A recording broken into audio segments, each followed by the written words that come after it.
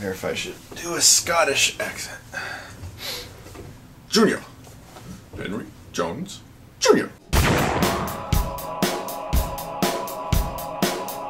Brave is the latest Pixar movie, and it's the follow-up to Cars 2, and as a lot of you may know, not my favorite Pixar movie out there. This is a fantasy adventure type film. It stars this young girl named Merida. She is an expert archer. She has this humongous, just flowing locks of red hair. Her parents are the king and queen, and she's the rightful princess, but she doesn't want to do all the princess stuff. You know, she doesn't want to look for suitors, and she doesn't want to act all proper and stand up straight. She wants to go out and hunt and fish and swim and climb. She doesn't want to have anything to do with all the prissy little things that her mom wants her to do. So the movie is set up as this tale where she is this incredibly good archer, and she just wants to go out into the world and prove that she can make it on her own. She doesn't need her parents' help. She doesn't need to do all the little things that her royal line expects of her. Her dad's very silly and her mom is extremely serious. Her dad's actually kind of awesome. He was one of my favorite parts of the movie. And then something happens in the movie that I did not expect, that I will not spoil, but it just turns the whole movie on its head and changes everything. And how much you like or dislike this new direction the film takes really depends on how much you enjoy this movie. And I really enjoyed this movie a lot. I didn't love it like with every core of my being like the Toy Story films, but I try not to compare movies made by the same studio. Oh, this wasn't as good as the last one. You know, I try not to do that too much, except with Cars 2.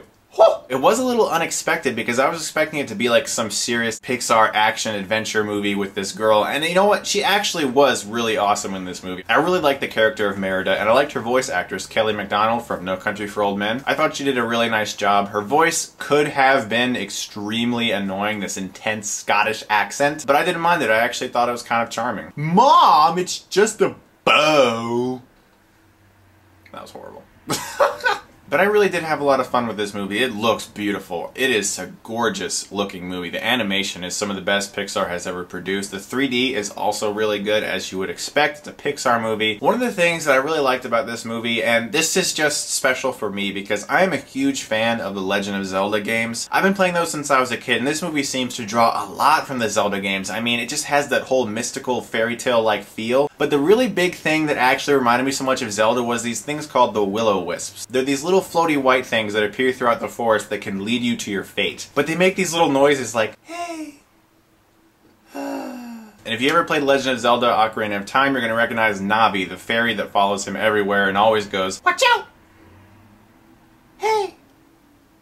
Listen! And a lot of aspects of this movie really reminded me of Zelda, and in that way I felt kind of close to it. This movie's also directed by a woman, and that's pretty cool because that's rare nowadays, but this is also a story about female empowerment and kind of discovering your own way, bonding with your mother and that type of thing. And so it works that a female is behind it because it can give it that needed strength that it needs, but it's also pretty freaking awesome too. Like, there's a lot of good action in this movie. Now, there are a few problems I have with this movie. For one, that twist is very jarring, and if you don't go with it, you're not going to like this movie as much as I did. See, I was thinking the film was going in a certain way, and when it didn't, at first I was kind of disappointed with that, but I saw where it was going now, and I started to not mind it that much. There will be people who think this movie is okay, and those people are more than likely going to be the ones who didn't like the twist that the film takes. And I understand that, and so my warning to you really is, if you don't like the direction that the film decides to go, then you probably won't like this movie as much as I did. The villain in the film is very underdeveloped. There really isn't a villain so much in this movie. There's a villain, he's there. There's a bad guy, there's a bad guy there. But the movie is more about this bond between the mother and daughter and the situation that develops because of that, and the situation they're in is kind of the antagonist of the movie. It was kind of refreshing actually not to have like the big brooding Disney villain that we see in so many of these movies. It was kind of nice. I thought the film was very funny. I thought it was entertaining. I really enjoyed this film. It wasn't as good as some other Pixar movies, but nevertheless I enjoyed Brave and I had a good time with it. I'm going to give it a B+.